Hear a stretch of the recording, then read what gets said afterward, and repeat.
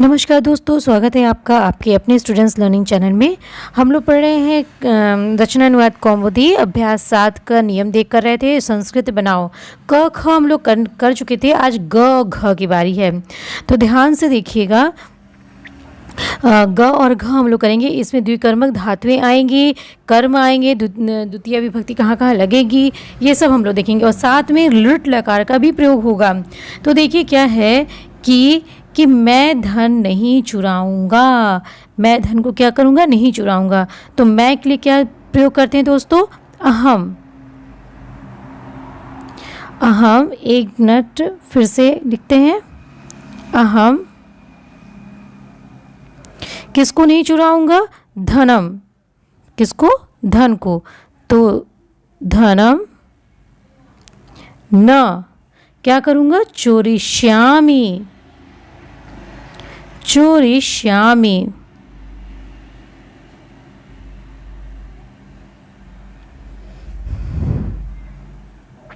चोरिष्या, ये यह है दोस्तों, या मी। चोरिष्यामि, ठीक है। अहम धनम न चोरिष्यामि। अब आगे देखिए क्या है कि मैं सोचूंगा। तो मैं को क्या बोलेंगे? अहम। मैं सोचूंगा तो मैं को बोलते हैं अहम। हाँ, और क्या नाम है कि अहम उत्तम पुरुष एक वचन है।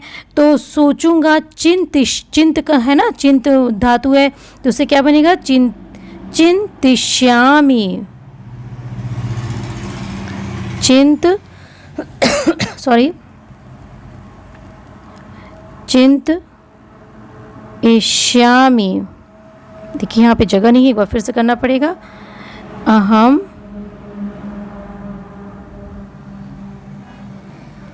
चिंतिष्यामि।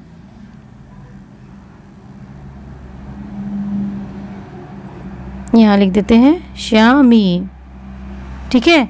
चिंतिष्यामि, ये देखिए यहाँ पर लिखा हुआ है अहम चिंतिष्यामि, ठीक है। मी लगा देंगे ना, आमी प्रत्यय लगेगा। आगे देखिए क्या है दोस्तों कि मैं कथा कहूँगा। कथा कहूँगा, देखिए कथा आ गया है, मैं कथा कहूँगा। तो मैं का क्या हो जाएगा? मैं का क्या हो जाएगा दोस्तों? अहम। अहम कथा, तो कथा में द्वितीय लग जाएगी, कथाम, ठीक है। कथाम कहूँगा तो क्या हो जाएगा? कथिष्यामि। लृट लकार का प्रयोग है, तो हम लिखेंगे इसको कथिष्यामि। अहम कथाम कथयिष्यामि, ठीक है। आगे देखिए क्या है दोस्तों, आगे है मैं खाना खाऊंगा। मैं खाना खाऊंगा, तो मैं को क्या बोलते हैं? अहम। खाना यानी भोजन।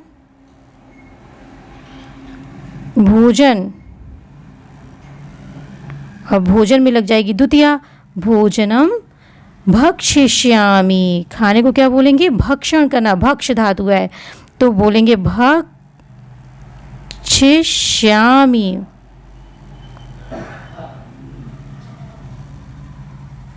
ठीक है। आगे देखिए दोस्तों क्या है, मैं धन चाहूँगा। चाहूँगा, ईश धातु आ रही है, तो मैं धन चाहूँगा तो अहम धनम। अहम धनम क्या हो जाएगा? एष्यामि। एष्यामि, हाँ, ये आपकी जो एशी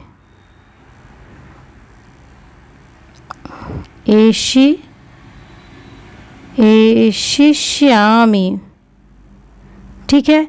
यदि क्लियर ना हो रहा हो तो एक बार फिर से लिख लीजिए एशिष्यामि को, ए शिष्यामि, ठीक है। ये रहेगा आपका ये एशिष्यामि, ठीक है। आगे देखिए क्या है कि मैं धन चाहूँगा, मैं फूल को छूऊंगा। सब मैं पे है या उत्तम पुरुष एक वचन है, तो मैं को क्या बोलेंगे? अहम पुष्पम। अब छूने को क्या बोलते हैं दोस्तों? स्पर्श करना। तो और उसका लृट लकार क्या हो जाएगा? इस प्रक्ष्यति। इस प्रक्ष्यति। ठीक है, ये इस प्रक्ष्यति है। एक बार फिर से लिख लीजिए, इस प्रक्ष्यति। ठीक है, इस प्रक्ष्यति। अहम पुष्पम इस प्रक्ष्यति। फिर देखिए क्या है कि मैं प्रश्न पूछूंगा। मैं प्रश्न पूछूंगा। प्रश्न पूछना, तो मैं हो जाएगा अहम प्रश्नम।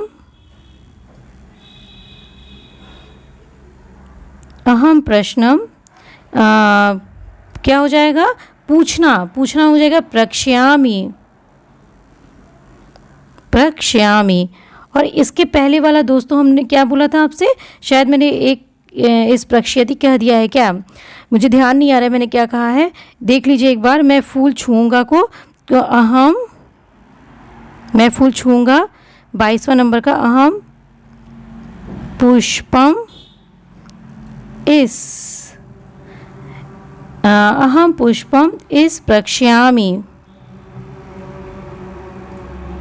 क्या हो जाएगा? अहम पुष्पम इस प्रक्ष्यामि। ठीक है, शायद मैंने इस प्रक्ष्यति बोल दिया था क्या? मुझे ध्यान नहीं आ रहा है। एक बार आप देख लीजिएगा, ये होगा। ठीक है, आगे देखिए क्या है कि मैं यहाँ रहूँगा। रहने को क्या बोलते हैं दोस्तों? वस। वस मतलब होता है रहना, और स्था मतलब होता है ठहरना। ठीक है, तो रहने को क्या बोलेंगे हम लोग? वस धातु है, मूल धातु, तो वत्स्यति से चलाते हैं। तो मैं यहाँ रहूँगा, अहम अहम अत्र। यहाँ को क्या बोलेंगे? अत्र। रहने को क्या बोलते हैं? वत्स्यामि। ठीक है, अहम अत्र वत्स्यामि। आगे देखिए दोस्तों क्या है, वह राजा से भूमि मांगता है। वह राजा से, तो सह राजा से क्या करता है? भूमि मांगता है। तो देखिए यहाँ पे द्विकर्मक धातु आ रही है। मांगना क्या है? याच। याच आपकी जो है द्विकर्मक धातु है ना, दुह याच पच दंड रुद्ध प्रच्छ ची ब्रू शास जी मथ मुश नी री कृष वह। ये 16 धातुएं क्या है? आपकी द्विकर्मक धातु हैं। तो जहाँ कहीं भी ये आएगी तो वहाँ पे 2 कर्म लेकर के आएगी। यहाँ पे 2 कर्म है, तो सह क्या हो जाएगा? नृपम। सह नृपम। और क्या है? भूमि। तो भूमि क्या हो जाएगा? धराम याचते। ठीक है, सह नृपम धराम याचते। आगे देखिए क्या है, वह चावलों से भात पकाएगा। पच धातु आ रहा है। पकाने को क्या बोलते हैं? पच धातु है। अब यहाँ मांगता था तो आपका लट लकार आ रहा था। अब पकाएगा है तो ये क्या हो जाएगा? लट लकार हो जाएगा। तो वह चावलों से, तो क्या लिखेंगे? सह चावल से क्या पकाएगा दोस्तों? भात पकाएगा। चावल से वो क्या करेगा? भात पकाएगा। चावल को बोलते हैं तंडुल, और भात को क्या बोलेंगे? ओदन। ठीक है, तो अब ये देखिए क्या लिखेंगे हम लोग कि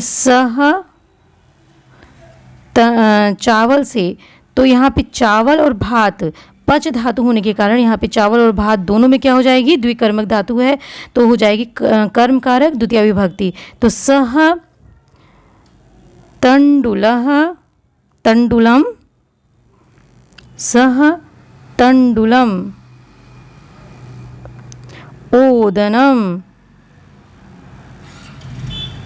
सह तंडुलम ओदनम पकाएगा। अब पकाने को क्या बोलते हैं दोस्तों? पक्ष्यति है, वह पकाएगा ना, तो क्या हो जाएगा? पक्ष्यति।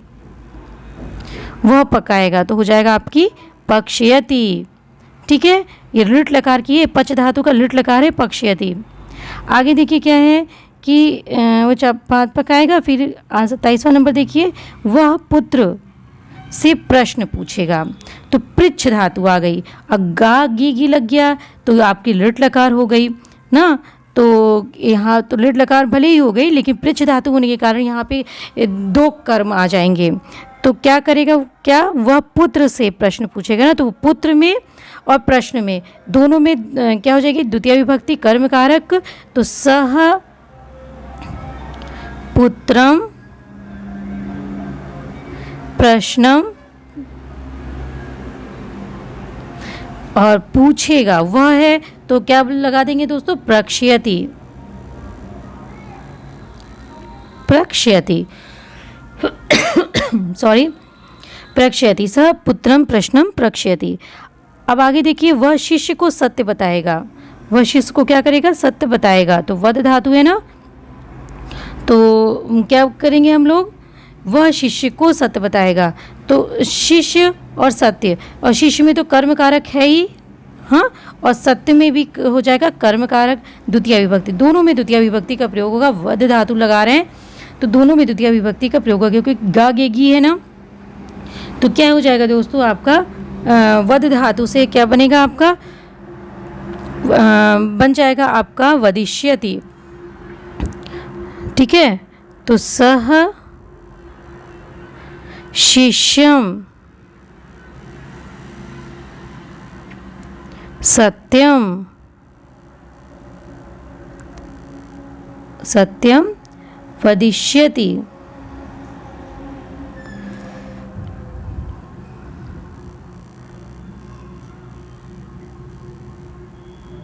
वदिष्यति। आगे देखिए क्या है, सत्य बताएगा। फिर उसके बाद है आपका रमेश दुर्जन से 100 रुपये जीतेगा।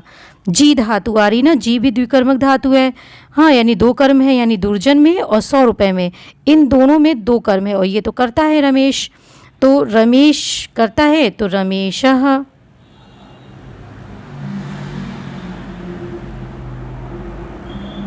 रमेशः दुर्जनम रमेशः दुर्जनम क्या हो जाएगा दोस्तों, रमेशः दुर्जनम शतम शतम जेष्यति। देखिए रमेश आपका प्रथमा एक वचन है, तो इस वजह से आपका क्या हो जाएगा, जेष्यति।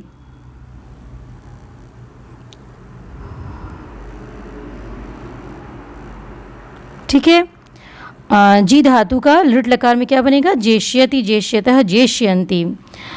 अब आगे देखिए क्या है दोस्तों कि हाँ, ये देखिए दिनेश नगर में बकरी को लाएगा। तो देखिए लाएगा में यहाँ पे चारों दे रहे हैं कि आप कुछ भी बना सकते हैं, नी ह्री कृष वह, कुछ भी बना सकते हैं। नी और ह्री का मतलब होता है ले जाना, कृष मतलब खोदने या खींचना, हाँ, और वह का मतलब क्या होता है, लेना, ले जाना या ढोना। तो चारों का सेंस एक तरह से ले जाने के अर्थ में ही होता है। ठीक है, तो आप क्या करेंगे कि दिनेशः दिनेशः, एक बार फिर से लिखा जाए,